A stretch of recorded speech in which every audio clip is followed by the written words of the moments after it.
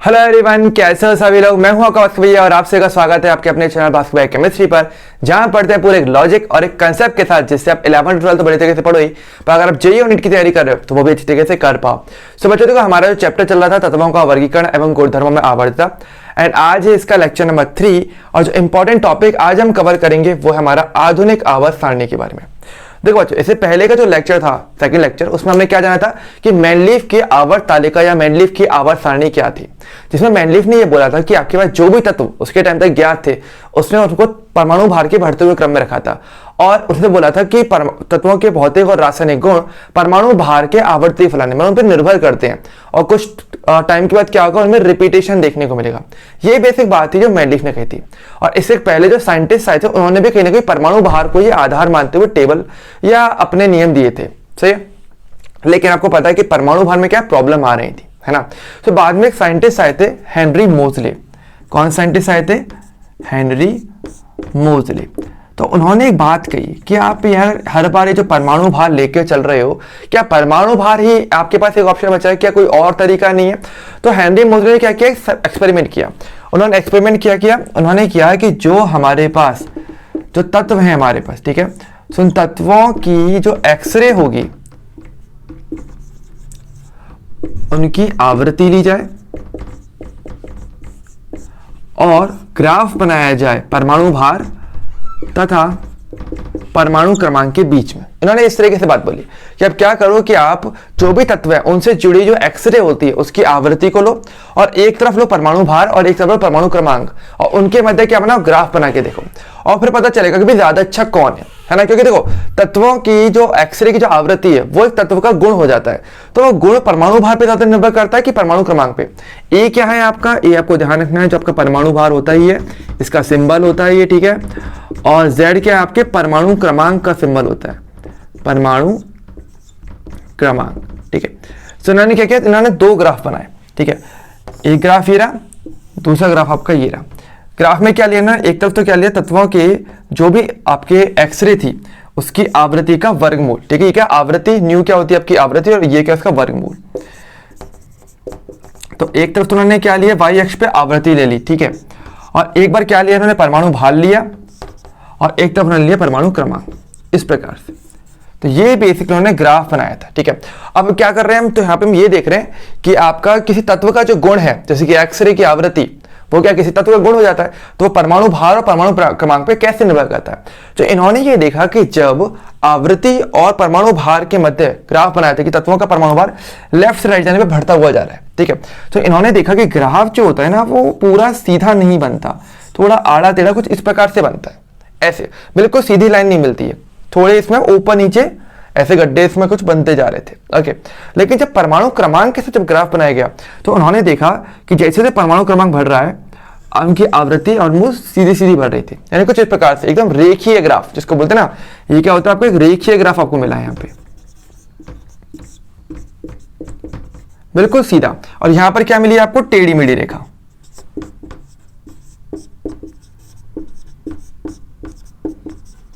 ठीक है। तो इस प्रकार से उनको ग्राफ देखने को मिला, और इससे उन्होंने क्या बोला, इस आधार पर उन्होंने बोला कि अगर आप परमाणु भार की जगह पर अगर परमाणु क्रमांक यूज लोगे तो वो ज्यादा अच्छा है, क्योंकि इससे आप जो तत्व आगे वाले हैं, ठीक है, जैसे कि मान लो ग्राफ यहां तक के परमाणु क्रमांक वाले तत्वों के लिए बनाया गया है, तो आगे वाले का क्या गुण होगा, तो वो भी आप डायरेक्टली पता कर सकते हो। इसको और एक्स्ट्रा अगर आप बना दो तो आपको आगे वाले तत्वों का ज्ञान भी हो जाएगा, यानी कि तत्वों के जो भौतिक रासायनिक गुण हैं, जो भी उनके गुणधर्म होते हैं, वो परमाणु भार की बजाय परमाणु क्रमांक पर ज्यादा निर्भर करते हैं।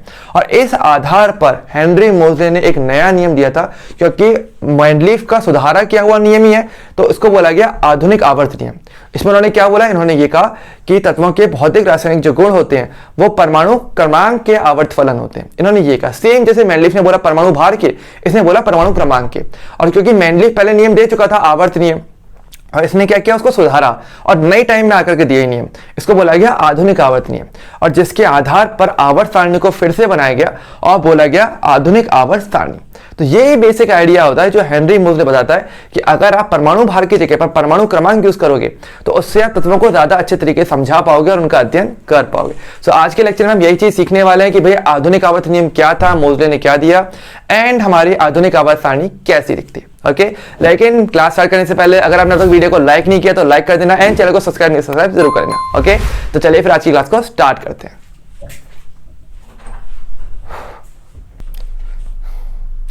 सो अब हम बात करते हैं आधुनिक आवर्त नियम पर। ठीक है, सो आधुनिक आवर्त नियम यानी कि जो कि हेनरी मोजले ने दिया था, जो कि आवर्त नियम पहले मेंडलीफ दे चुका था, उसके बाद दिया गया था, तो सिमिलर ही था, इसलिए इसको आधुनिक आवर्त नियम बोला गया। तो उन्होंने क्या बोला, बहुत ही सिंपल, कि तत्वों के जो गुणधर्म होते हैं वो परमाणु क्रमांक के क्या होते हैं, आवर्त फलन होते हैं, यानी उन पर निर्भर करते हैं। और अगर तत्वों को अगर परमाणु क्रमांक के बढ़ते हुए क्रम में रखोगे तो आपको रिपीटेशन देखने को मिलेगा, कुछ वैसे जैसे कि सेम लाइन क्या थी, मेंडलीफ ने बोली थी। और मेंडलीफ का नियम क्या था, आपका आवर्त नियम। उसने क्या बोला, तत्वों के भौतिक और रासायनिक जो गुणधर्म होते हैं, यानी जो भी आपके गुणधर्म है, भौतिक हो चाहे वो रासायनिक हो, गुणधर्म परमाणु भार के आवर्त फलन होते हैं। तो ध्यान रखना, दोनों में अंतर बहुत ही क्लियर आपको याद रखना चाहिए कि आधुनिक आवर्त नियम दिया था हेनरी मोजले ने, और उसने क्या माना, परमाणु क्रमांक को लेकर चलो आप। ठीक है, आवर्त नियम जो कि पहले दिया गया था वो मेंडलीफ ने दिया था, उसने बोला था परमाणु भार को आप आधार मानते हुए चलना। तो दोनों में फर्क होता है। ओके, और ये क्वेश्चन बहुत टिपिकल हो जाता है, कभी कभार कंफ्यूजिंग भी हो जाता है कि अगर जेईई नीट में क्वेश्चन आराम से आता है और फिर कंफ्यूजन देता है कि आवर्त नियम किसने दिया या आधुनिक आवर्त नियम किसने दिया, और साइंटिस्ट में दोनों के नाम देंगे। तो आपको क्लियर याद रखना है, आवर्त नियम दिया मेंडलीफ ने और आधुनिक आवर्त नियम दिया हेनरी मोजले ने। ओके, अच्छा, तो मेंडलीफ ने आवर्त नियम के आधार पर जो तालिका बनाई थी, जो सारणी बनाई थी, उसको क्या बोला गया, आवर्त सारणी, है ना। तो आवर्त नियम के आधार पर जो सारणी बनाई गई वो क्या थी, आपकी आवर्त सारणी, है ना, जो कि आपके परमाणु भार के आधार पर बनाई गई थी। आवर्त नियम के आधार पर आवर्त सारणी को बनाया गया। लेकिन आधुनिक आवर्त नियम के आधार पर अब सारणी को फिर से बनाया गया, ऑब्वियसली बात है, क्योंकि अब हमने नियम को थोड़ा सा चेंज कर दिया, लेकिन इसके आधार पर भी फिर से सारणी बनाई जा सकती है। तो अब नई सारणी बनाई गई। तो आधुनिक आवर्त नियम के आधार पर जो सारणी बनाई गई उसको बोला गया आधुनिक आवर्त सारणी, आधुनिक आवर्त सारणी। ओके, आपको ध्यान रखना चाहिए। तो ध्यान रखना, आधुनिक आवर्त नियम से आधुनिक आवर्त सारणी और आवर्त नियम यानी कि आवर्त सारणी। ओके, अच्छा, अगर हम बात करें पुरानी वाली जो आवर्त सारणी जो कि मेंडलीफ ने दी, उसमें हमारे पास कितने तत्व थे, टोटल 63। इसमें आपको ध्यान रखना चाहिए कि आपके पास 63 तत्व थे। ठीक है, जब मेंडलीफ ने इसको दिया था। लेकिन आज के टाइम पे हम जानते हैं जो आधुनिक आवर्त सारणी है उसमें हमारे पास टोटल कितने तत्व होते हैं, 118 तत्व। तो आधुनिक आवर्त सारणी में आपको कितने तत्व देखने को मिलते हैं, 118 तत्व आपको पूरे देखने को मिलते हैं। और ऑब्वियसली बात है कि देखो, मतलब कि पहली वाली जो आवर्त सारणी है वो कहीं ना कहीं छोटी साइज की रही होगी, है ना, जबकि इसमें कम तत्व दिखाए होंगे, लेकिन यहाँ पर हमारे पास ऑलमोस्ट उसके डबल के करीब तत्व है ना, तो बड़ी है ये। तो इसलिए इस आवर्त सारणी का एक नाम और भी होता है, इसको बोलते हैं आधुनिक आवर्त सारणी, तो बोलते हैं कि नई टाइम पे दी गई थी, बाद में दी गई थी। इसके अलावा इसको बोलते हैं आवर्त सारणी का दीर्घ रूप, आवर्त सारणी का दीर्घ रूप। दीर्घ का मतलब क्या होता है, बड़ा रूप। ओके, तो ये आपको जरूर ध्यान रखना चाहिए कि ये बड़ी आवर्त सारणी है। मतलब पहले वाली भी आवर्त सारणी थी, उसमें भी सारणी थी, तत्वों को रखा गया था, उनके गुणों के आधार पर मैच करवाते हुए काम वहां पर भी किया गया, पर वो थी छोटी। और ये क्या है, इसमें ज्यादा तत्व आ गए तो ये ज्यादा बड़ी बनेगी, ऐसी बात है। तो ये क्या हो जाएगा, इसको बोलते हैं आवर्त सारणी का दीर्घ रूप या उसका बड़ा रूप भी इसे कहा जाता है। ठीक है, तो ये आपको जरूर ध्यान रखना चाहिए। अच्छा, एक दो बातें और क्लियर रखना हमेशा। परमाणु भार आपको पता ही है, जिसके लिए सिंबल क्या होता है परमाणु भार का, आपका ए होता है। यहां पर हमारा मेन क्राइटेरिया क्या था, परमाणु भार। ठीक है, क्योंकि यहां पर कंफ्यूजन बिल्कुल नहीं होना चाहिए, परमाणु भार ए होता है। और जो परमाणु भार है, अगर आपको याद हो तो वो आपके प्रोटॉन और न्यूट्रॉन की संख्या के योग के बराबर होता है। ये किसके बराबर होता है, आपके प्रोटॉन की संख्या प्लस न्यूट्रॉन की संख्या के योग के बराबर होता है। ठीक है, लेकिन परमाणु क्रमांक क्या होता है, परमाणु क्रमांक जिसको आप Z से प्रदर्शित करते हो वो प्रोटॉन संख्या के बराबर होता है ना। तो ये आपको जरूर ध्यान रखनी चाहिए, कुछ इंपॉर्टेंट बातें।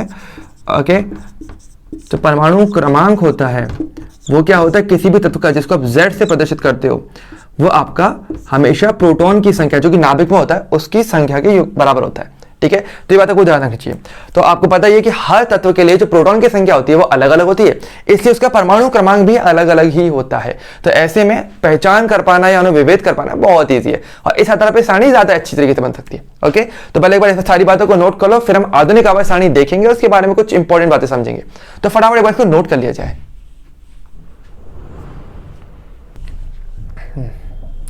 सो बच्चों, हम बात करेंगे हमारी आधुनिक आवर्त सारणी असल में दिखती कैसी है।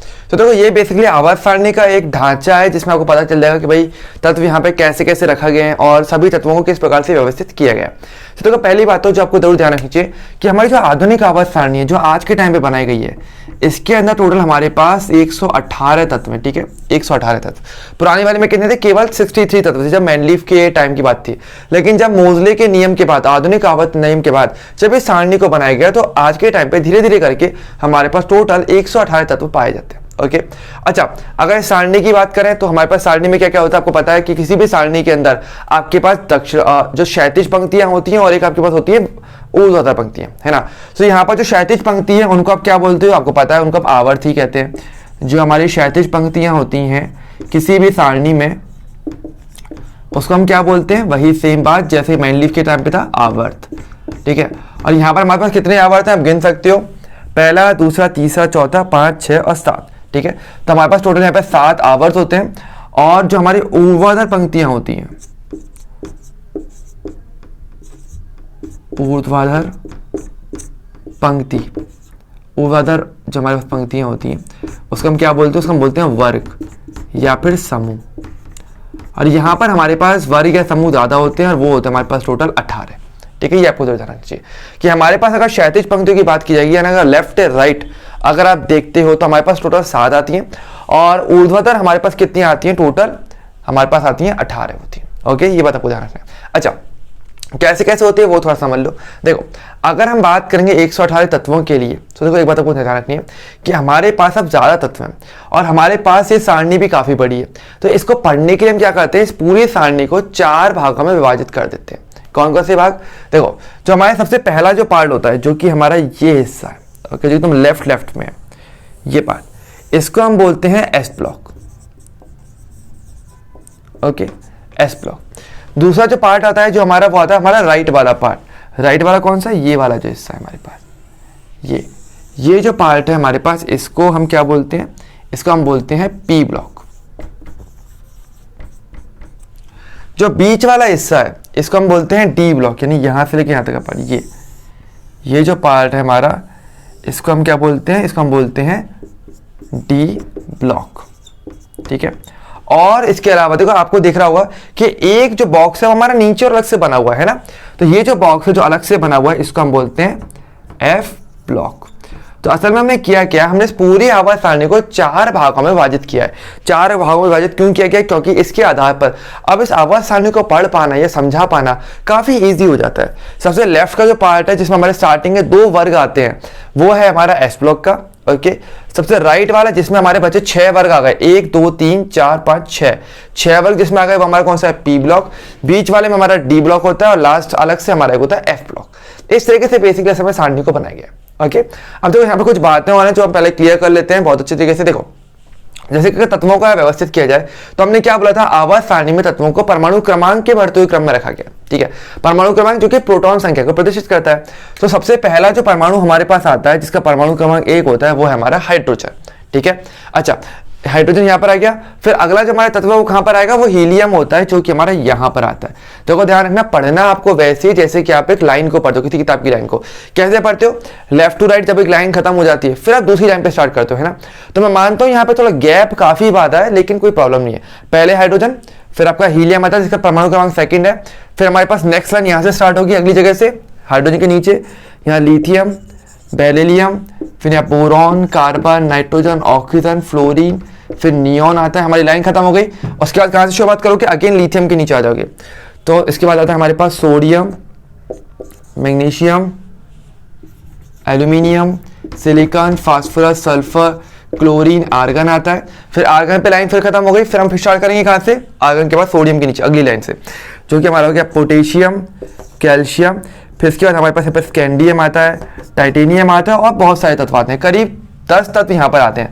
देखो ध्यान रखना, इसमें अगर हम बात करें जो डी ब्लॉक है हमारे पास टोटल 10 यहाँ पर क्या होते हैं? हमारे वर्ग आ जाते हैं। ठीक है, अगर देखा जाए तो जैसे अगर मैं इसको विभाजित करना पार्ट करूं तो 1 2 3 4 5 6 7 8 9 और 10। तो science scandium, titanium, manganese, iron, cobalt, nickel, copper और जिंक। इस प्रकार से आप देखोगे तो हमारे पास यहाँ पे टोटल 10 तत्व आते हैं एक ही लाइन में। ओके, और ये आपके हर एक में आता है। तो मैंने सिर्फ पहली वाली को दिखाया है जो असल में ज़्यादा हमारे काम का होता है। फिर उसके बाद आपके पास फिर यहाँ पे अगेन फिर से 6 तत्व आ जाते हैं। ओके, इस प्रकार से जो है डी ब्लॉक को दिखाया जाता है। तो डी ब्लॉक में आपको ध्यान क्या रखना है, तो देखो अगर हम बात करेंगे एस ब्लॉक, तो स्टार्टिंग के 2 वर्ग हमारे कहाँ पर आ गए, एस ब्लॉक में आ गए। ठीक है, उसके बाद 10 कहाँ गए हमारे पास, यहाँ पे डी ब्लॉक में आ गए। ठीक है, फिर 6 कहाँ आ गए, पी ब्लॉक में आ गए। तो इस आधार पर देखा जाए तो 2 + 10 + 6 टोटल क्या होगा, 18। तो हमारे पास टोटल 18 वर्ग होते हैं। तो इस तरीके से असल में आवर्त सारणी को बनाया जाता है। ठीक है, अच्छा अगर हम बात करेंगे एफ ब्लॉक कहाँ पर आता है, तो ध्यान रखना एफ ब्लॉक रखा जाता है इस जगह पर। ओके, ये आपका छठे आवर्त होता है और ये आपका 7वां आवर्त होता है। यानी आवर्त हमारा दिखाई जाए तो 1 2 3 4 5 6 और 7 हमारे पास आवर्त होते हैं। ठीक है, जिसमें से छठा और 7वां जो आवर्त होता है उसमें जो एफ ब्लॉक आता है वो छठे और 7वें में आता है। और इनको इस जगह पर रखा गया है जहाँ पे LA और यहाँ पे AC लिखा रहता है। अगर आप बुक में कभी भी देखते हो आवर्त सारणी में तो यहाँ पे क्या लिखा है, LA और AC। तो LA वाला कौन सा है, जो आपका छठा है, छठा जो आपका आवर्त है एफ ब्लॉक का वो। और 7वां जो आवर्त है वो आपका असल में एक्टिनियम वाला AC वाला होता है। असल में इनको अलग से इसलिए रखा जाता है क्योंकि ज़्यादातर ये रेडियोएक्टिव होते हैं, इनके गुण थोड़े से अलग होते हैं, इसलिए इनको अलग से दिखाया गया। ठीक है, तो इस प्रकार से क्या है, बेसिकली हम पूरी सारणी को बनाते हैं। तो एक बार आप क्या करो, इस पूरी सारणी को नोट कर लो। ओके, फिर हम इसमें जो हमारी इंपॉर्टेंट चीज़ें फिर हम उनको समझेंगे। ठीक है, तो फटाफट इसको नोट कर ले जाए।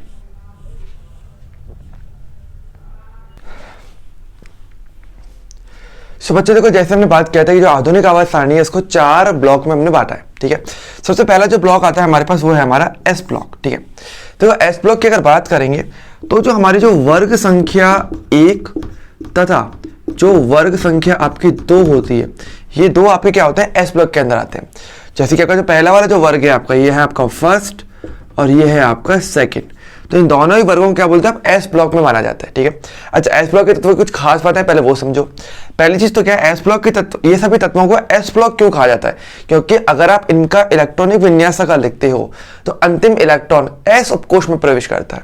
यानी एस ब्लॉक के तत्वों की खास बात क्या होती है, इलेक्ट्रॉनिक विन्यास में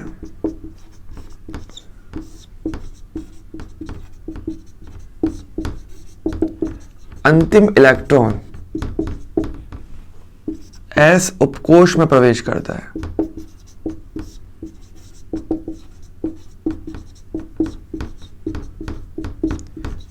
ओके, तो ये इनकी खास बात होती है। जैसे कि एग्जांपल की बात करें, जैसे कि मालूम है लिथियम बोलता हूं। ठीक है, अगर हम बोलते हैं एग्जांपल में लिथियम, तो लिथियम का इलेक्ट्रॉनिक विन्यास क्या होता है, 1s2 और 2s1। तो आखिरी इलेक्ट्रॉन कहाँ गया, 2s में गया ना, और वो भी s में गया है, इसलिए तुम्हारा ये s ब्लॉक का तत्व है। अगर मैं बोलूँ कैल्शियम के लिए, सो अगर हम कैल्शियम का लिखें तो क्या होगा, 1s2 2s2 2p6 3s2 3p6 और 4s2, ये इसका इलेक्ट्रॉनिक विन्यास होता है। और आखिरी इलेक्ट्रॉन कहाँ गया, एस में जा रहा है, इसलिए इसको क्या बोलोगे आप, एस ब्लॉक का तत्व। तो सभी के सभी एस ब्लॉक के तत्वों की पहचान यही होती है कि उनका जो आखिरी इलेक्ट्रॉन होता है इलेक्ट्रॉनिक विन्यास लिखते टाइम वो हमेशा एस उपकोष में जाएगा, इसलिए उन तत्वों को एस ब्लॉक का तत्व कहा जाता है। ओके, अच्छा वैसे आपको एक चीज बता दूं कि कभी कभार जस्ट नेट पे ऐसा रहता है कि जो एस होता है इसका मतलब ये बेसिकली सिंपल को डिनोट करता है। ओके, जैसे कि हम इलेक्ट्रॉनिक विन्यास लिखते हैं तो जो एसपीडीएफ जो आपके उपकोष होते हैं उसमें एस का मान होता है सिंपल। ओके, तो यार थोड़ा सा बस नॉलेज के लिए दिमाग में रख सकते हो। ठीक है, अच्छा इसके अलावा देखो काम की बात है कि हमारे पास कि एस ब्लॉक में क्या होता है, आपके पास जितने भी तत्व हैं वो सभी के सभी क्या है, धातु। एस ब्लॉक में कौन है, सभी क्या है आपकी धातु होती हैं, ये बात आपको ध्यान रखना चाहिए, सभी होती हैं धातु। और केवल किसके अलावा, केवल हाइड्रोजन को छोड़ के, अपवाद नहीं कहेंगे पर यहाँ पे बस एक हाइड्रोजन जो है वो हमारे पास क्या होती है, अधातु होती है। पर उसके अलावा जितने भी तत्व हैं, calcium rubidium strontium caesium barium, सब की सब आपकी क्या होती हैं, धातु होती है। ठीक है, अच्छा ध्यान रखना एक बात और कि देखो आवर्त सारणी में हर एक वर्ग को कुछ नाम दिया गया है उनके गुणों के आधार पर। ठीक है, जैसे कि अगर पहले वाले वर्ग की अगर हम बात करेंगे, पहले वाले वर्ग का नाम होता है क्या, इनको क्षार धातुओं के नाम से जाना जाता है, क्षार धातु। क्षार धातु क्योंकि देखो धातु तो इनमें सभी की सभी हैं, हाइड्रोजन के अलावा सभी की सभी धातु तो हैं ही, लेकिन क्षार का मतलब क्या होता है आपको पता है, क्षार क्या होते हैं, जो स्वाद में कड़वे होते हैं, जो आपका ना अम्ल और क्षार होते हैं, तो इनके जो यौगिक होते हैं ज्यादातर वो सभी क्षारीय प्रकृति के होते हैं, इसलिए और धातु ये है ही, इसलिए इस वर्ग को क्षार धातु के नाम से भी जाना जाता है, पहले वर्ग को। अगर हम बात करेंगे दूसरे वाले वर्ग को, तो दूसरे वाले वर्ग को बोलते हो क्षारीय मृदा धातु, क्षारीय मृदा धातु। धातु क्यों, वो आप जानते हो कि सभी के सभी धातु हैं। अच्छा, क्षारीय क्यों, क्योंकि ये भी सभी इनके क्षारीय प्रकृति के यौगिक होते हैं। और मृदा का मतलब क्या होता है, मृदा का मतलब होता है मिट्टी। और मिट्टी कहाँ मिलती है, वो धरती की ऊपरी सतह पर मिलती है ना।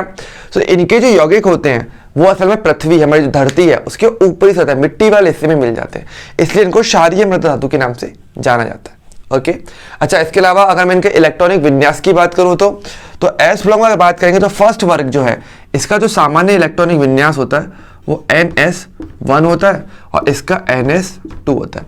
और N क्या है आपका, N आपकी आवर्त संख्या होती है, आपको पता है, जैसे कि ये आपका फर्स्ट, ये सेकेंड, ये थर्ड, ये फोर्थ, ये फिफ्थ, 6 और 7। तो इस प्रकार से क्या होता है, n क्या होता है, हमेशा आवर्त संख्या को प्रदर्शित करता है। आपको याद अच्छी तरीके से इलेक्ट्रॉन विन्यास लिखते टाइम हमने सारी बातें की थी। ओके, अच्छा, एक बात ध्यान रखना, जब भी एस ब्लॉक को पढ़ा जाता है हमेशा इसको ऊपर से नीचे पढ़ोगे, ठीक है, लेफ्ट टू राइट नहीं पढ़ते, यानी ऐसे नहीं पढ़ोगे hydrogen, lithium, beryllium, sodium, magnesium, नहीं, हमेशा पढ़ते हो ऊपर से नीचे, एक बार को पढ़ा जाता है। तो hydrogen, lithium, sodium, potassium, rubidium, caesium, francium, इस तरीके से, ठीक है। और आपको इसको पूरा याद करके रखना पड़ेगा, पहले वर्ग को भी, दूसरे वर्ग को, और सारे के सारे वर्ग या आवर्त को याद रखना पड़ता है। ओके, और इसके लिए मैंने ऑलरेडी वीडियो बना के रखी हुई है जो कि आपको VVI टॉपिक सीरीज में मिल जाएगा, तो वहां पर आप पूरी आवर्त सारणी याद कर सकते हो, जिसमें हमने सारे के सारे ब्लॉक याद कर रखे हैं। सबकी ट्रिक है, एस ब्लॉक की, पी की, डी की एंड एफ की, चारों ब्लॉक्स की ट्रिक्स में है, तो आपको पूरी आवर्त सारणी याद हो जाएगी और ये बहुत ज्यादा इंपॉर्टेंट रहता है। ओके, सो पहले एक बार इसको नोट कर लो और उस वीडियो को जरूर देख लेना ताकि आपको ट्रिक अच्छे से याद रहे, और फटाफट इसको नोट कर लीजिए, फिर आगे के ब्लॉक की बात करते हैं। अब हम बात करते हैं पी ब्लॉक के तत्व कौन से होते हैं। तो देखो, अगर हम जैसे बोला एस ब्लॉक के तत्व क्या थे, जिसमें आपका अंतिम इलेक्ट्रॉन कहां प्रवेश करेगा, एस उपकोष के अंदर। पी ब्लॉक में क्या होता है, अंतिम इलेक्ट्रॉन कहां प्रवेश करता है, पी उपकोष में प्रवेश करता है। ओके, बहुत ही सिंपल चीज है। अच्छा, वर्ग संख्या अगर बात करेंगे तो वर्ग संख्या 13 से लेकर 18 तक जो वर्ग संख्या होती है वो आपकी कौन सी होती है, पी ब्लॉक की होती है। ठीक है, अब आप पूछोगे भैया इसमें हमारे पास 3 से लेकर 10 का 12 कहां गया, तो वो जो आपके 3 से 12 की जो वर्ग संख्या आपके डी ब्लॉक में आती है। पर ध्यान रखना, पहले एस ब्लॉक को पढ़ा जाता है हमेशा, फिर पी को, फिर डी को, फिर एफ को। ठीक है, अच्छा, पढ़ने का तरीका आपको पता है, जैसे मैंने बताया था कि जैसे आपको डायग्राम दिख रहा है 13 से लेकर 18 तक, तो आपको हमेशा एस ब्लॉक और पी ब्लॉक दोनों को वर्ग में ऊपर से नीचे पढ़ना होता है। ठीक है, ये आपको हमेशा ध्यान रखना चाहिए। ठीक है, अच्छा, पी ब्लॉक में अगर हम बात करें तो पहले एक चीज मैं क्लियर कर देता हूं। आपको यहाँ पे दिख रहा होगा कि मैंने यहाँ पे अलग से थोड़ा डार्क ब्लैक कलर बनाया हुआ है ना, ये जो बॉक्स बनाया हुआ है, तो ध्यान रखना ये जो तत्व हैं जो इसके अंदर आ रहे हैं, जैसे boron, silicon, germanium, arsenic, antimony, tellurium और एस्टेटाइन, ये सारे जो तत्व होते हैं ये आपके होते हैं उपधातु। ओके, जिसको मैंने डार्क बॉक्स में से बंद किया है, ये सभी कौन है आपके, ये आपके हैं उपधातु। ठीक है, इसके दाईं तरफ, उपधातु के दाईं ओर अगर आप जाते हो कभी भी, ठीक है, तो आपको क्या मिलता है, दाईं ओर के जो तत्व हैं वो आपके सभी होते हैं अधातु। ओके, और अगर उपधातु के बाईं ओर अगर आप जाते हो सारणी में, तो आपको क्या मिलता है, आपको मिलते हैं धातु।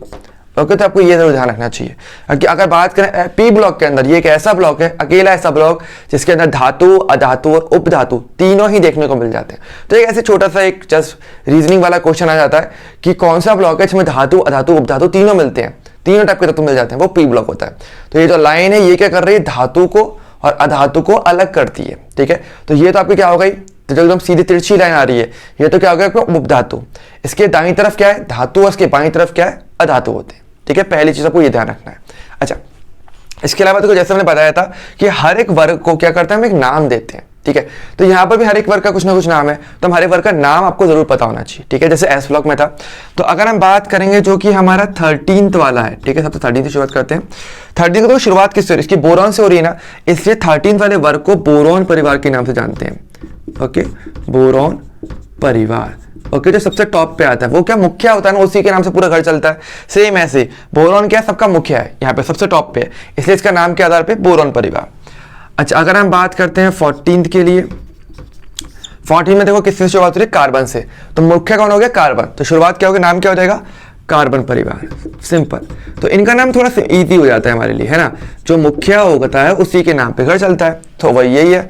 अच्छा, फिर उसके बाद क्या है, नाइट्रोजन, तो 15th का नाम क्या हो जाएगा, आपको ऑलरेडी आंसर पता है, कौन सा, आपका नाइट्रोजन परिवार। अब देखो एक बात ध्यान रखना, इसका एक नाम और भी है, क्या नाम है, देखो जो नाइट्रोजन होते हैं या जो इसके जो वर्ग के जो यौगिक होते हैं, इनके जो तत्व हैं, उनके जो यौगिक होंगे वो क्या करते हैं, वो दम घुटने वाले होते हैं। ओके, थोड़े विषैले प्रकृति के होते हैं, दम घोटने वाले होते हैं, इसलिए इनको निकोजन्स के नाम से भी जाना जाता है। इसको आप और क्या बोलते हो, निकोजन। ठीक है, और निकोजन का मतलब क्या होता है, वो होता है दम घोटने वाले। यानी अगर सांस के साथ अगर हमारे अंदर चले जाते हैं तो हम सांस नहीं ले पाएंगे, ठीक है, बहुत प्रॉब्लम होगा, तो इनको निकोजन्स, दम घोटने वाले बोले जाता है, क्योंकि विषैली प्रकृति के होते हैं। अच्छा, इसके बाद हम बात करेंगे 16th के लिए। 16th का नाम भी आप ऑलरेडी जानते हो, ऑक्सीजन शुरुआत है, मुख्य कौन है, ऑक्सीजन, तो नाम क्या हो जाएगा, ऑक्सीजन परिवार।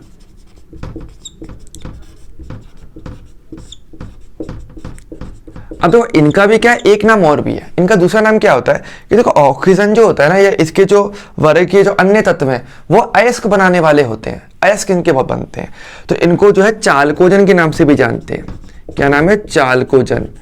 और चालकोजन का फुल फॉर्म क्या होता है हमारा, अयस्क बनाने वाला। इसका मतलब क्या होता है, अयस्क बनाने वाले। ओके, प्रकृति में इनके अयस्क बहुत मिलते हैं, ठीक है। अच्छा, 17th की अगर बात करेंगे तो देखो कहने के लिए तो फ्लोरीन से शुरुआत होती है, तो हम इसको फ्लोरीन परिवार बोलते हैं, लेकिन फ्लोरीन परिवार नाम ऐसा चलता नहीं है। असल में इनको ज्यादा जो नाम चलता है इनको बोला जाता है हैलोजन, सीधा ही हैलोजन बोलते हैं। और हैलोजन का मतलब क्या होता है, हैलोजन का मतलब होता है लवण बनाने वाले, लवण बनाने वाले, ठीक है। कैसे, जैसे कि देखो आपको पता है नमक, नमक का फॉर्मूला क्या होता है, NaCl, NaCl लवण होता है। अब देखो क्लोरीन कहां पर आ रहा है, उसमें 17वें में आ रहा है, ठीक है, 17th क्लोरीन आता है। तो जितने भी NaCl आपको पता है नमक बहुत ज्यादा मिलता है प्रकृति में, समुद्र से बहुत ज्यादा मिलता है, तो ये सभी के सभी क्या होता है, लवण ही बनाते हैं, इसलिए इनको हैलोजन के नाम से आता है। और बात करेंगे 18, देखो ध्यान रखना 18 में क्या है, सभी की सभी गैसें होती हैं, और सभी की सभी गैस भी कैसी है, अक्रिय गैस है, किसी से रिएक्शन नहीं करती, इसलिए इसको अक्रिय गैसें कहा जाता है। पहली बात तो इनका जो नाम है, बहुत सारे इनको आप अक्रिय गैस कहते हो। इसके अलावा इनको नोबल गैस के नाम से भी जानते हैं, क्योंकि जल्दी किसी से मिलते ही नहीं है, जल्दी किसी से रिएक्शन नहीं करते। और इसके अलावा अगर आप बात करें तो इनकी संयोजकता की, तो वो भी 0 होती है, इसलिए इसको शून्य समूह भी कहा जाता है, शून्य समूह। शून्य समूह का मतलब क्या है, जिनकी संयोजकता क्या हो, 0, क्योंकि ये किसी से कोई जुड़ते नहीं है, किसी से इलेक्ट्रॉन नहीं देते ना इलेक्ट्रॉन लेते, बंद बनाने के लिए, इसलिए इनकी संयोजकता 0 होती है, इसलिए इनको शून्य समूह के नाम से भी जाना जाता है। ओके, तो ये सारी इन सब की बात होती है, ठीक है। अच्छा, आपको थोड़ी बात तो पता होनी चाहिए, इनका इलेक्ट्रॉनिक विन्यास, सामान्य इलेक्ट्रॉनिक विन्यास क्या होता है, तो मैं हर एक का इलेक्ट्रॉनिक विन्यास साइड में लिख देता हूँ।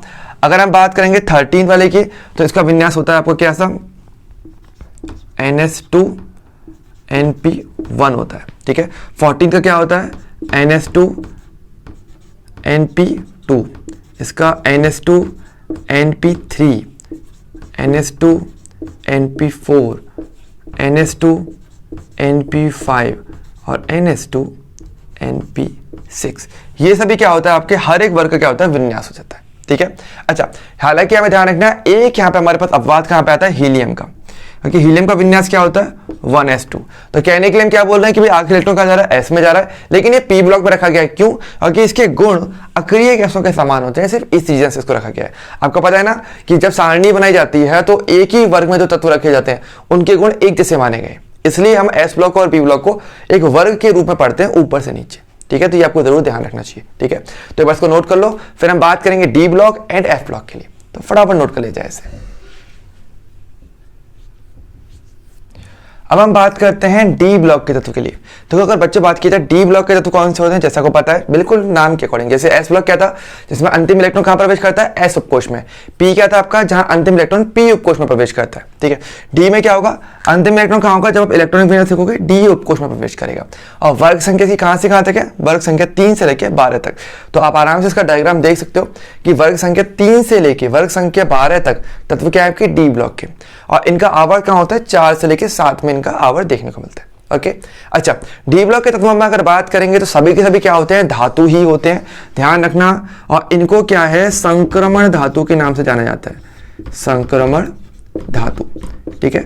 इनको क्या बोलते हैं, संक्रमण धातु के नाम से जाना जाता है, ठीक है। हालांकि इसमें भी ध्यान रखना, संक्रमण धातु में भी अगर देखा जाए ना तो Zn, Cd और Hg इन तीनों को जो है संक्रमण धातु नहीं मानते।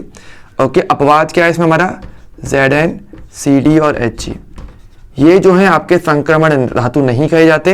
ये धातु तो है, संक्रमण वाले नहीं है, वरना इसके अलावा जितने भी आपके तत्व होते हैं उन सभी को संक्रमण धातुओं के नाम से जाना जाता है। ओके, हालांकि इसका रीजन भी होता है क्यों, हम आगे सीखेंगे इसके बारे में। ओके, लेकिन अभी के लिए आपको ध्यान रखना होगा जिनको संक्रमण धातु के नाम से जाना जाता है। ठीक है, अच्छा संक्रमण क्यों बोलते हैं वैसे ये थोड़ा समझ लो। देखो आपको पता है कि आपको इसके बाईं तरफ क्या है, आपका यहाँ पे एस ब्लॉक है ना, और इसके दाईं तरफ क्या है आपका पी ब्लॉक। सो इनके जो गुण होते हैं ना वो एस और पी के बीच में होते हैं, एक तरीके से ब्रिज का काम कर रहे हैं। आप देखो कि एस ब्लॉक वाली बिल्डिंग से पी ब्लॉक वाली बिल्डिंग में अगर आप जा रहे हो तो आपको बीच से ब्रिज करना पड़ेगा, तो ये क्या ब्रिज का काम करते हैं, इसलिए इनको बोलते हैं संक्रमण तत्व बोला जाता है इनको। ठीक है, हालांकि इन तीनों को नहीं माना जाता। ठीक है, अच्छा अब अगर हम बात करेंगे इनका इलेक्ट्रॉनिक विन्यास क्या होता है, सामान्य इलेक्ट्रॉनिक विन्यास तो मैं आपको बताता हूं, वो आपका होता है NS2 और N-1 D1 to 10। ये इन सभी का क्या होता है सामान्य इलेक्ट्रॉन, एक ही बार में n की वैल्यू आवर्त संख्या बदल जाए तो आपको अलग अलग मिलता चला जाता है। ठीक है, जैसे अगर 4th आवर डालोगे तो यहाँ पे n की वैल्यू 4 रख देना, आपको हर एक का इलेक्ट्रॉन विन्यास मिल जाएगा। अच्छा एक बात ध्यान रखने वाली चीज क्या है, जैसे हमने एस ब्लॉक और पी ब्लॉक को कैसे पढ़ते हो, वर्ग में ऊपर से नीचे आप पढ़ते हो सही, लेकिन डी ब्लॉक को और एफ ब्लॉक को वर्ग में नहीं पढ़ा जाता, इनको पढ़ा जाता है हमेशा आवर्त में, यानी लेफ्ट टू राइट, यानी कि scandium, titanium, vanadium, chromium, manganese, iron, cobalt, निकल, कॉपर, जिंक, इस तरीके से। तो आप हमेशा लेफ्ट टू राइट पढ़ोगे इन्हें, और याद भी करोगे तो लेफ्ट टू राइट ही आपको इन्हें याद रखना है। ठीक है, और याद करने का ट्रिक जैसे मैंने बोला ऑलरेडी वीडियो बनी हुई है इसके लिए, तो वो जरूर देख लेना, पूरे आपको सारे के सारे लाइन से जैसे हम चाहते हैं, जैसे याद करने का तरीका है बिल्कुल वैसे ही आप उसे याद करना। ओके, रैंडमली याद करोगे तो भटक जाओगे, ये चीज बिल्कुल नहीं करनी है। ठीक है, अच्छा एक बात और, एफ ब्लॉक की बात मैं यहाँ पे थोड़ी सी बताना चाहूंगा कि देखो एफ ब्लॉक की अगर बात करेंगे ना थोड़ा सा, तो आपका ये जो पार्ट होता है वर्ग संख्या 3 में लैंथिनम और एक्टिनम, ये जो होते हैं यहाँ पर आपका एफ ब्लॉक रखा जाता है डी ब्लॉक के अंदर। यानी कि आपको याद है कि जब हमने टेबल बनाई थी एफ ब्लॉक के लिए, तो आपको याद होगा आवर्त सारणी में एफ ब्लॉक को हमने अलग से रखा था, है ना, और मैंने क्या बोला था कि आवर्त सारणी में जो एफ ब्लॉक होता है वो असल में 6ठे और 7वें आवर्त में ही रखा जाता है। अगर मैं एफ ब्लॉक की भी अगर यहाँ पे बात करता हूँ, ओके एफ ब्लॉक यही समझते हैं, आपको याद है कि आवर्त सारणी में एफ ब्लॉक, इसमें ज्यादातर तत्व कौन से होते हैं, ज्यादातर रेडियो एक्टिव होते हैं ऐसे। ठीक है, यानी कि खुद से ही विकिरण निकालते रहते हैं, खुद से ही अपघटित हो जाते हैं, वो रेडियो एक्टिव तत्व कहे जाते हैं। सो एफ ब्लॉक की अगर बात करेंगे तो उसको डी ब्लॉक के अंदर रखा जाता है, स्पेशली इस एक बॉक्स के अंदर, दो बॉक्स के अंदर। ठीक है, पहला वाला जो बॉक्स है वो पहली वाली श्रेणी को शो करता है, और इसका नाम क्या लेंथिनाइड होता है, तो इसको लेंथिनम बोलते हैं, तो इसको लेंथिनाइड श्रेणी के नाम से जानते हैं।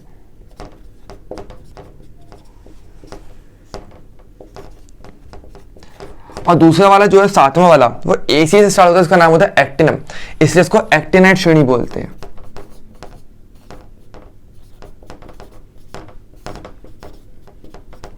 ठीक है, आपको पता है देखो ऊपर से नीचे आप क्या बोल रहे हो, वर्ग या समूह, लेफ्ट टू राइट का क्या बोल रहे हो, आवर्त या फिर श्रेणी भी इसको बोला जाता है।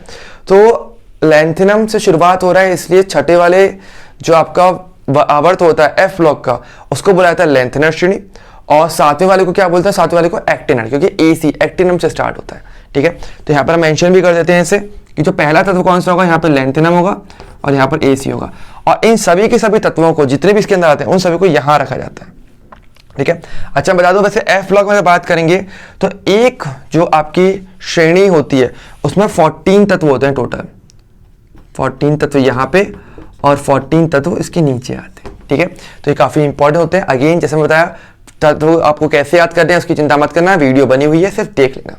ठीक है, अच्छा इसके अलावा अगर बात करेंगे, जैसे कि हमने बोला कि सर भैया आपने बताया कि आपके पास 6 और 7 जो एफ ब्लॉक के हैं वो आपके लेंथिनाइड श्रेणी और एक्टिनाइड श्रेणी बोलते हैं, तो इनकी भी तो श्रेणियां होंगी ना, क्योंकि इनको भी आप लेफ्ट टू राइट बोल रहे हो, तो बिल्कुल इनकी भी श्रेणी होती है।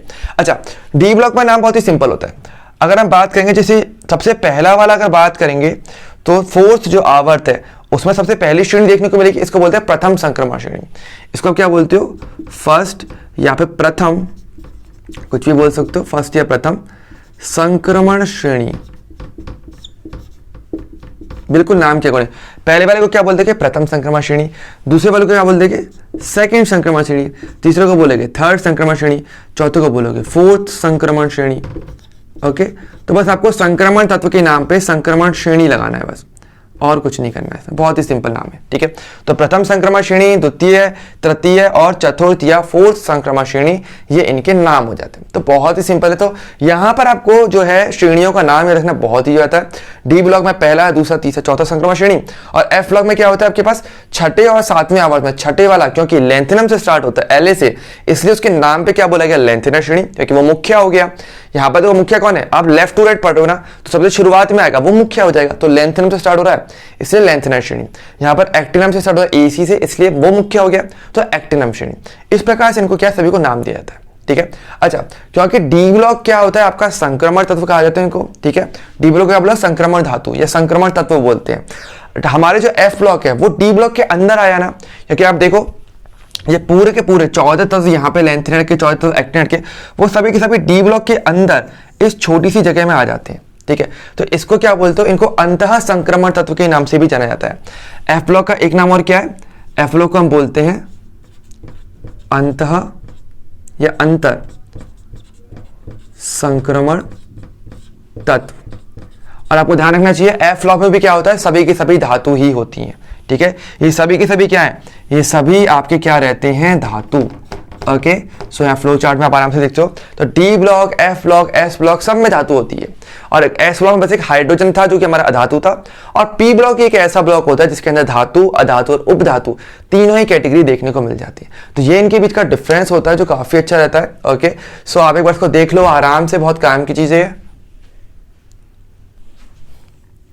अब हम बात करते हैं कुछ इंपॉर्टेंट पॉइंट्स पे जो काफी ज्यादा एग्जाम में पूछे जाते रहते हैं, आपके नीट के या जेईई मेंस में भी क्वेश्चन बहुत इजीली आ जाते हैं। ओके, तो पहला क्या है आपका मैजिक नंबर्स के बारे में। देखो मैजिक नंबर्स इंपॉर्टेंट है, जादुई नंबर्स जिनको हम बोलते हैं, जादुई संख्या है, ठीक है। तो 2, 8, 8, 18, 18, 32 को जो है मैजिक नंबर्स के नाम से जाना जाता है। इनको मैजिक नंबर्स बोलते ही क्यों है, असल में इसका रीजन भी है। ओके, मैजिक नंबर्स क्यों बोलते हैं, क्योंकि देखो ये किसी भी आवर्त में तत्वों की संख्या को प्रदर्शित करते हैं। जैसे कि अगर आप नोटिस करो, जो सबसे पहला वाला आवर्त है ना, जो सबसे छोटा आवर्त होता है, उसमें आप देखो केवल 2 ही तत्व होते हैं। तो पहला क्या है 2, दूसरे वाले में कितने होंगे, दूसरे और तीसरे में आप देखोगे उसमें 8 तत्व होते हैं, उसको लघु आवर्त के नाम से जाना जाता है। पहले वाले को क्या बोलते हैं आप, अति लघु। अगर मैं आवर्त का नाम भी बताना चाहूँ तो पहले वाले को आप बोलते हो अति लघु। लघु का मतलब क्या होता है, छोटा, ठीक है। दूसरे और तीसरे आवर्त में क्योंकि इसमें 8 तत्व होते हैं इसलिए उसको लघु आवर्त बोलते हैं, लघु आवर्त।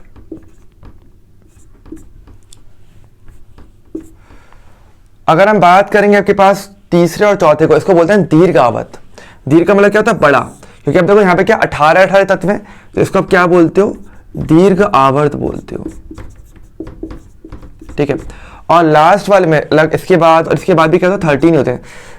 अगर छठे और सातवें आवर्त की बात की जाएगी तो इसमें क्या होता है आपके पास तत्व काफी अधिक होते हैं, 32, 30 तत्व हैं।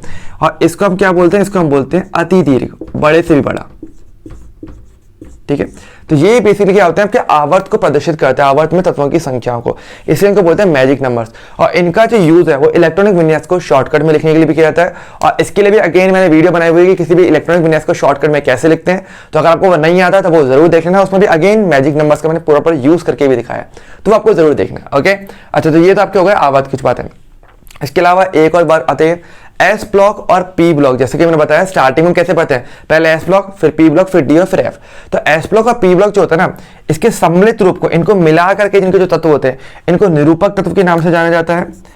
इसके अलावा इनको मुख्य वर्ग के तत्व, क्योंकि मुख्य यही है, क्योंकि इनको वर्गों के आधार पर पढ़ते हैं। और निरूपक को इंग्लिश में क्या बोलते हैं, रिप्रेजेंटेटिव एलिमेंट्स। तो ये क्वेश्चन पूछा जाता रहा है कि भाई रिप्रेजेंटेटिव एलिमेंट्स किनको कहा जाता है, या आपको तत्वों के नाम दे दिए जाते हैं, पूछा जाता है इनमें से कौन कौन से समूह मुख्य अपने निरूपक तत्व के हैं, कौन से नहीं है। तो क्लियर रखना, एस ब्लॉक और पी ब्लॉक के सम्मिलित रूप को आप निरूपक तत्व बोलते हो, ठीक है, या रिप्रेजेंटेटिव एलिमेंट्स या मुख्य वर्ग के तत्व। क्लियर। अच्छा, जो यूरेनियम का तत्व होता है, आपने यूरेनियम का नाम सभी ने सुन रखा होगा, जो मूवीज में भी काफी बार इसका नाम आता है ना।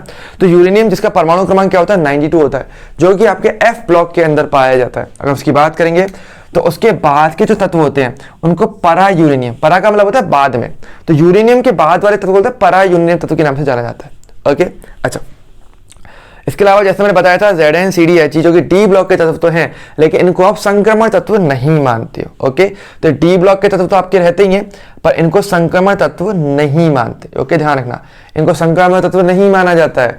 इसका रीजन ये होता है, समझ लो, कि इनमें अगर हम बात करेंगे जो डी ब्लॉक के तत्व हैं उनमें जो ZnCdHe होते हैं, इसमें किसी भी अवस्था में क्या होता है, अगर आप इनका इलेक्ट्रॉन विन्यास लिखते हो तो कभी भी अयुग्मित इलेक्ट्रॉन नहीं आता किसी भी स्थिति में, चाहे वो किसी ऑक्सीकरण अवस्था को प्रदर्शित कर रहे हो, चाहे वो किसी से बंध बना रहे हो, किसी और तत्व से जुड़े हुए हो, तब भी वो कभी भी अयुग्मित इलेक्ट्रॉन प्रदर्शित नहीं करते, जिस कारण से इनको डी ब्लॉक का तत्व मानते हैं, क्योंकि अंतिम इलेक्ट्रॉन डी में जा रहा है, इसलिए डी का तो है, लेकिन इनमें किसी के पास भी किसी भी अवस्था में, चाहे वो इनकी सामान्य अवस्था हो, चाहे वो किसी तत्व से जुड़े हुए हो, किसी भी अवस्था में इनके पास अयुग्मित इलेक्ट्रॉन नहीं होता, कोई भी इलेक्ट्रॉन नहीं बिना जब हम लिखते हैं, तो इसलिए इनको संक्रमण तत्व नहीं माना जाता है। बाकी सब में क्या अयुग्मित इलेक्ट्रॉन मिल ही जाता है किसी न किसी अवस्था में, इसलिए। अच्छा, इसके अलावा जैसे मैं बताया पी ब्लॉक में अगर बात करेंगे तो धातु, अधातु और उपधातु तीनों ही वहां पे पाए जाते हैं पी ब्लॉक के अंदर, ठीक है। अच्छा, वैसे उपधातु क्या होते हैं आपको पता ही है, जो धातु और अधातु के बीच के गुणों को प्रदर्शित करते हैं, मतलब थोड़े गुण धातु के, थोड़े गुण अधातु के, दोनों प्रदर्शित कर देंगे, वो आपके उपधातु हैं। तो ये बेसिकली क्या होता है, आपके सारे इंपॉर्टेंट पॉइंट्स होते हैं जो आपने अभी तक सीखे हैं अब तक की थ्योरी के अंदर। कुछ थ्योरी ऐसी भी थी जो आपकी पिछले चैप्टर से रिलेटेड होगी, कुछ थ्योरी इसी चैप्टर की है, और कुछ की वीडियो जैसे मैंने बताया वीवीआई टॉपिक सीरीज आप जरूर देख लेना उसकी प्लेलिस्ट में। और आपको काम की वीडियोस जैसे कि आपका इलेक्ट्रॉनिक मैथ्स को शॉर्ट में लिखना आना चाहिए। इसके अलावा जो पूरी आवाज सारणी है, जो आपकी आधुनिक आवाज सारणी, देखो आज के टाइम पे यही आवाज सारणी चलती है, तो आपको ये वाली सारणी जरूर याद रखनी है। मेन लिफ्ट की याद रखना जरूरी नहीं है, बस उसकी इंपॉर्टेंट बात याद रखना, लेकिन आधुनिक आवाज सारणी आपको पूरी खुद से बनानी आनी चाहिए। और वो आप कब बना सकते हो, अगर आपको ट्रिक से याद है तो। ओके, तो ट्रिक की वीडियो बनी हुई है वीवीआई टॉपिक सीरीज के अंदर, वेरी वेरी इंपॉर्टेंट टॉपिक्स हैं सारे, तो उनको जरूर देख लेना। एंड इसके अलावा ये वाला चैप्टर भी अच्छे से करना है अपने को, ठीक है, कंप्लीट। तो आई होप आज के लेक्चर में इतना ही, आपको मजा आया होगा। एंड मुझे कमेंट करके जरूर बताना आपके कोई डाउट है या आपको सारे टॉपिक्स क्लियर हुए कि नहीं हुए। कोई डाउट आए तो मेरे से इंस्टाग्राम पे भी पूछ सकते हो या कमेंट सेक्शन में बोल सकते हो। इसके अलावा क्लास का जो पीडीएफ है वो आपको टेलीग्राम चैनल पे मिल ही जाएगा। एंड अब हम मिलेंगे नेक्स्ट लेक्चर में, तब तक के लिए bye bye and take care.